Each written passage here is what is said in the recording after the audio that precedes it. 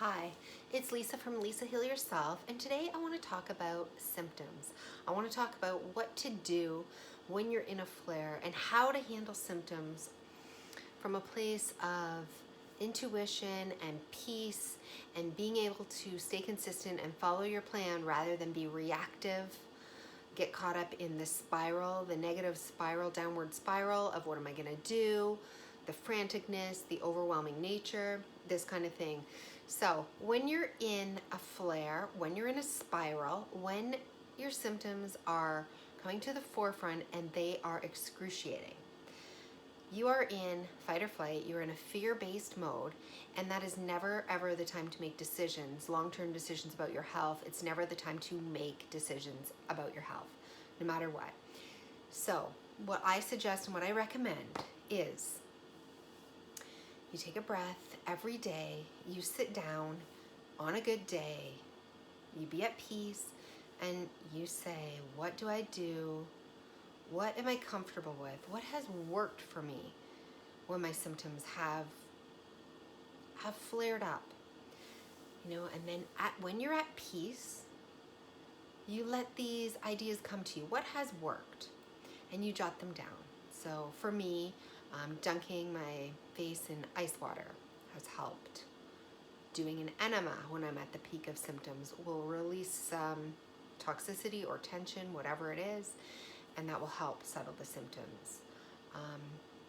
Going outside, breathing, deep breathing.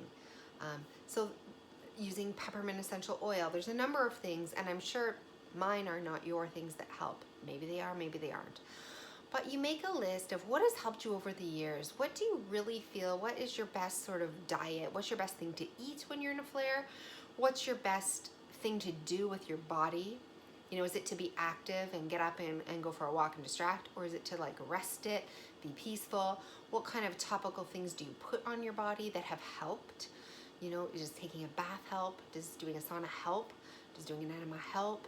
What kinds of things have helped? Now, we're not brainstorming ideas on what other people say help. So this is very important. We're not researching, watching podcasts, listening to other people say what helps.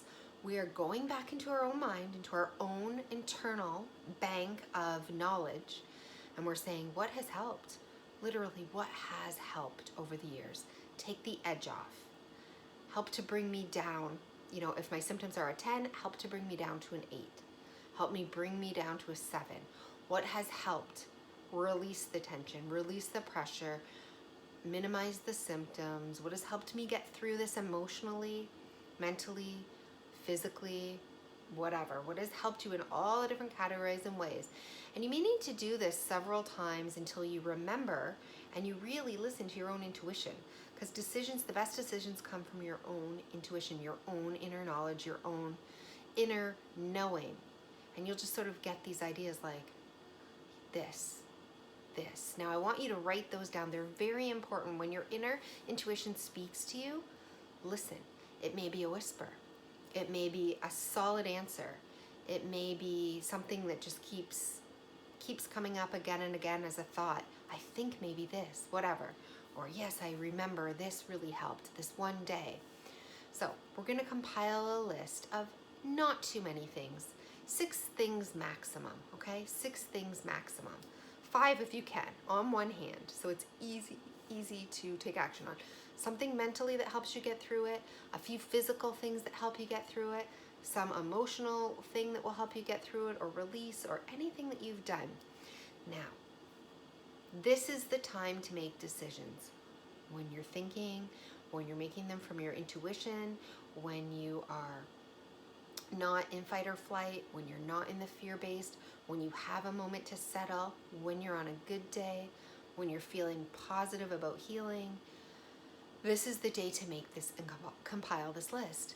And what we need to remember is that as we make our healing promise to ourselves, like I am healed, I'm changing my identity, I'm releasing my past, my story of my sickness, I'm letting go, I'm creating this new identity, I'm doing all these things. That is great. We are going to stay consistent with that. It's very important to stay consistent every day, to stay consistent to the course. This is our new life. Now, what to do when symptoms come in? Well, we try to detach. We try to mentally step back.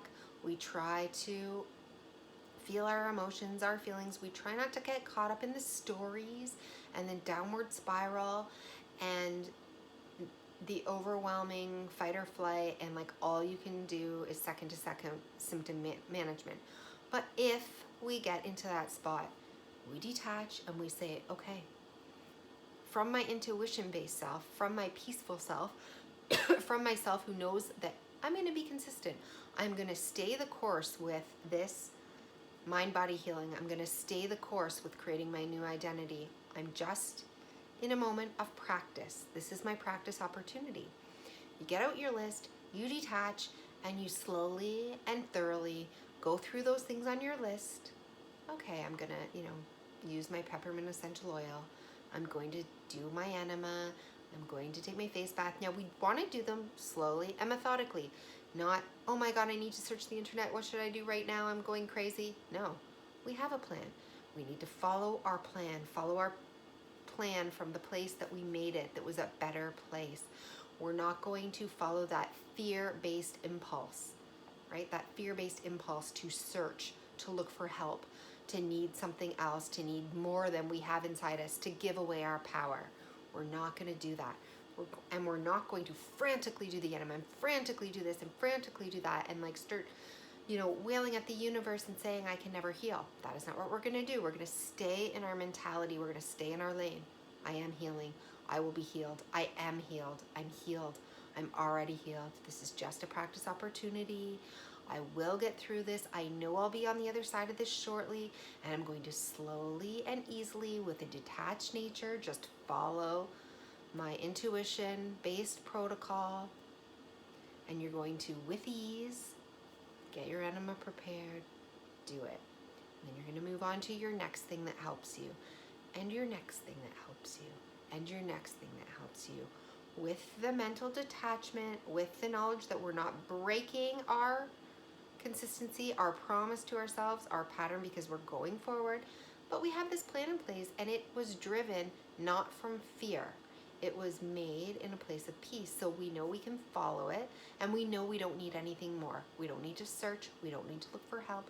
We need to stay calm. We need to stay centered with ourselves. We need to trust our intuition in this moment, and just slowly and methodically follow what we've laid out to help take the edge off. And if it takes the edge off, we remind ourselves that this was a great practice opportunity and experience, and that we're going to be better, and this is the way to do it going forward. So we're going to practice a new way to be in a setback. We're not going to be hysterical. We're not going to be frantic. We're not going to be searching. We're not going to be helpless, and we're not going to fall to pieces mentally and say, oh my God, I'm never going to heal. We're going to stay in our new awareness and our new promise to ourselves, and we're going to have a new way to practice going through a flare, practice going through top hard symptoms, and soon that will become your new way, and soon they won't become as hard. It won't become as challenging because you have a plan. Your body already knows what's going to be happening, so it's going to be expecting that you're going to follow this list, and then you're going to go to bed or whatever you're doing. You're going to wake up and it's going to be a new day. So this is how we're going to handle it from now on. We're going to do it methodically, and we're going to do it from our heart, from our emotion, from our intuition, and we're not going to allow in that fear, fight or flight response that has us being frantic and looking like crazy and searching in the moment, because that is when we make our worst decisions, and it's when we get caught up in our spirals, and it's when we can make ourselves go backwards. We don't want to go backwards. We don't want to go to square one. We want to stay where we are. This is just, so imagine a graph going up, right? We're going up to our new life. Now we have a flare, a practice opportunity, a setback, whatever you want to call it. Instead of letting it nosedive us all the way down because we've spiraled into fear, we're just going to sidestep it. We're going to go sideways until we get our balance, and then keep going up, so that we look more like this, right? We look more like this. We might take little dips as we go through these, but we're not going to be doing this anymore. Down, up, down, right? And not getting anywhere. we're doing this, and the way to get that is to change our mentality, to change the way we practice our setbacks. So I hope this has been helpful. Give it a try, and I wish you luck with it. You can do it.